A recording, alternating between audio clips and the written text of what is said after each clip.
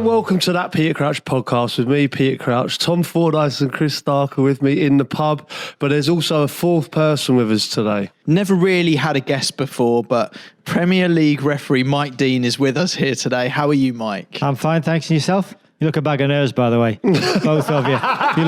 You look petrified. No, he's been buzzing for this. I came up with him on the train today and he's like, he loves a ref. It's very weird seeing you not on a TV when I'm watching football or in the stadium. Should have worn me kit.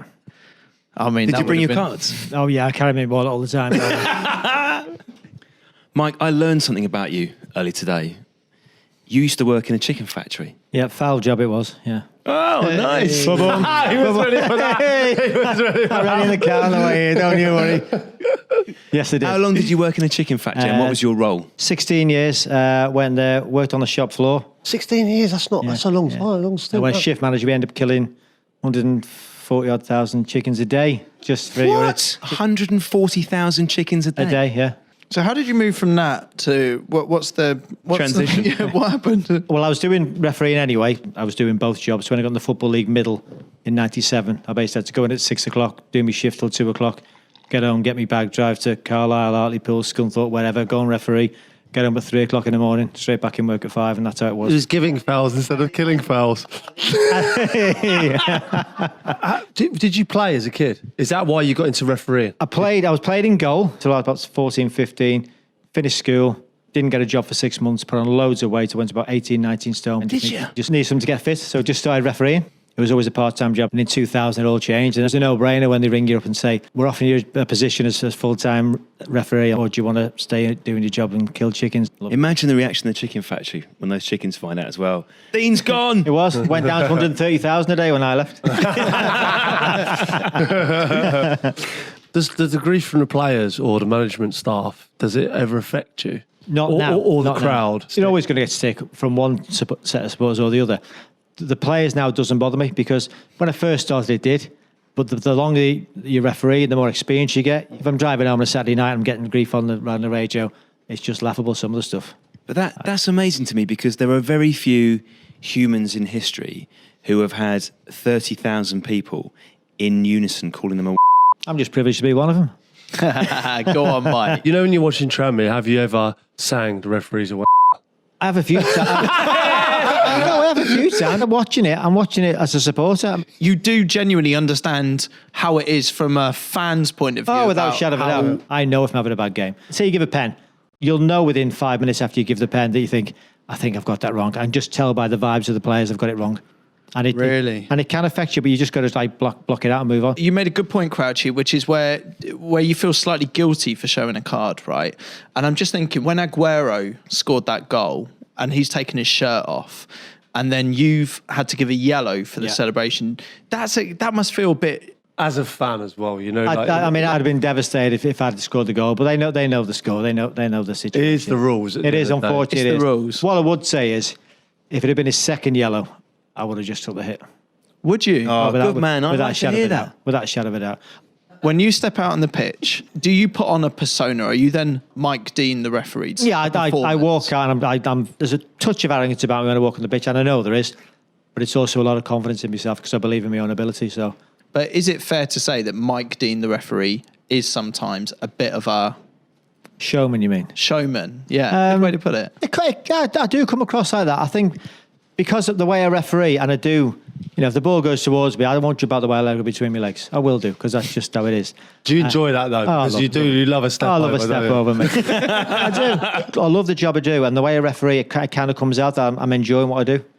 Right, we do have to talk about VAR. Is it good for the game? Are you happy? Yeah, I'm happy now. I mean, 12 months ago, I wasn't for it. I was probably the one that probably wasn't keen on it because the referee for 20 years, and I've got someone in my ear telling me I made a mistake. It's just a massive change. But, big change. But over the last, 6 months, I've kind of grown into it a bit more. Can you appreciate? So I know it's probably helping you as a referee, but is it frustrating as a fan? Because there's a lot of fans that are. I think as a fan, finding it hard.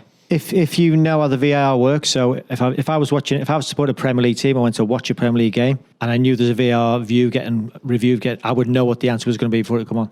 because you're aware of what's going on. You naturally know what the process of what's actually happening. How clear is the communication with everything? Like it's I've always been amazed by this. So when you can talk to, say, fourth official or Stockley Park, is it quite a natural converation? Yeah, you don't say Stockley Park, it's ref calling. It's not, That's it's not what I like wondered. Eurovision song cast. No. Mike Dean coming in. Eurovision. Yeah. It's not like the Eurovision. Austria, come in for some scores, please. It's just an open mic and just a general conversation. When you have to show that a decision has been overturned, do you do a sort of regretful face, a sort of, No, I don't think you can, because you know the TV's on you. Do you ever play up to the cameras a little bit? Like I have been known to. You know, around VAR decisions and stuff like that, and you're stood there. You must know that millions of people are watching you at that point. I think because they're waiting for you to make the decision. That must be a huge buzz when a live game's happening and they go to you there. That's what I mean. And you go, right, we've got seconds to make a decision that influences it. It's a big thing to a lot of people. Yeah, but also Crouchy, There's a lot of pressure. He's got millions of people just watching him stood there with a finger on his ear. Like that's I don't know why we put the television. fingers to the ear, by the way. We don't need to do that. It's just like...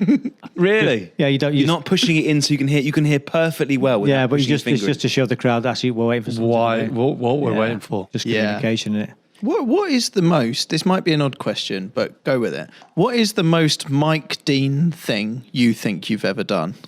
Probably the stupid Tottenham Aston Villa advantage of him about 4 years ago, yeah. Just for people who didn't see that, just describe what you did. Well, I've kind of played on, and you don't really play on when it's in the box because it's just the wrong thing to do. You don't play an advantage in the box. You either give a pen or you don't do nothing. And when it's got at the back and I've just gone, that'll do for me, go.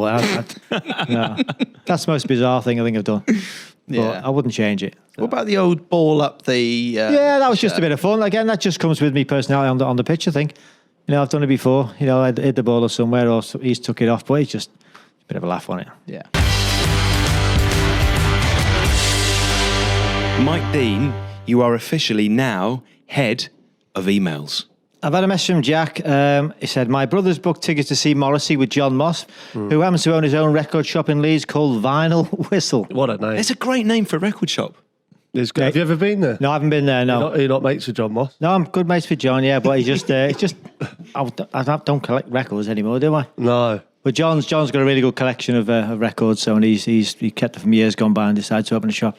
I saw a program he did on this shop, and yeah, I mean, he's banging to the stuff that I'm into. Do you know his top 3 tunes? No, but are you Number 1, Talk Tonight by Oasis. Oof. You're all over that, aren't you? all over it? Number 2, Debaser by Pixies. Oh yeah, Huge Yeah. tune. Number 3, Cortina's Not 19 Forever. One of the best songs ever. yeah. done. Great tunes. Yeah, good stuff. Yeah, into that. What are you into, Mike? Never heard of him. No. Not Mike, I've got a bit of bad news for you. So, John Moss was once asked if he were to put a band together of referees, who he'd have in which role. His answer was that he'd have Martin Atkinson on drums, he'd have Michael Oliver on bass, being moody, he'd have Graham Scott on lead guitar. There's no place for Mike Dean. Rightly so as well. I don't want to play in a bloody group with him. No chance. No chance. God, the things to do with my life. I had you down as a lead singer. No, can't sing to save my life. What music are you into? Well, I'm more of an 80s man, me. Absolute 80s is the only thing that goes on my car. Yeah, I like absolute Yeah. 80s and 90s. I'm quite good at singing in the car, but it's all no right. good at... What's if you were doing karaoke, what would be your 80s tune of choice? I don't know. I don't really do karaoke, to be honest. If I ever sang karaoke when I've been abroad before, I probably sang the Beatles, but I wouldn't do it over here. Not a cat in hell's chance. You wouldn't do it over it. Holiday. Oh, holiday, yeah. Don't care, do you? Free. You don't care. You can kind of get away with it. What's a ref's night out like? Good, is it raucous? No, it's not raucous. Trust me, it's not. No, Do you do the thing where, let's say you're at the bar, right, and the card payment comes out, and you go to get your debit or credit card out? Do you do that to the waitress? See, that's the kind of thing you're always going to get by Yeah. some idiot. It is by some idiot when you're on holiday. Go for your card. Show us your card, ref. Show us your card. You know, What's the Christmas party like? Christmas party, innit? Fancy dress if you want to have it sometimes. it? Yeah. Fancy What have you gone as? I've only gone as it once, and I went as one of them ones. Bernie Clifton, the old chicken with my legs hanging out. Yeah. No, it's a jockey. The same kind of thing as Bernie. That was a jockey. Just walked in. Who else? Talk us through what other referees did. What a fancy dress. Any nuns? No. Oh, he loves nuns. Well, I just think you wear black anyway. It's not a massive jump to being a nun, is it? Oh, honestly, if there's any chance he can get a nun in. He wants Mike Dean in a nun suit as quick as. It's not going to happen. Just wouldn't suit the headdress, would I? Hi, it's Peter Crouch from That Peter Crouch podcast. If you like what you hear, click the link in the description. Click the link in the description. What does that mean?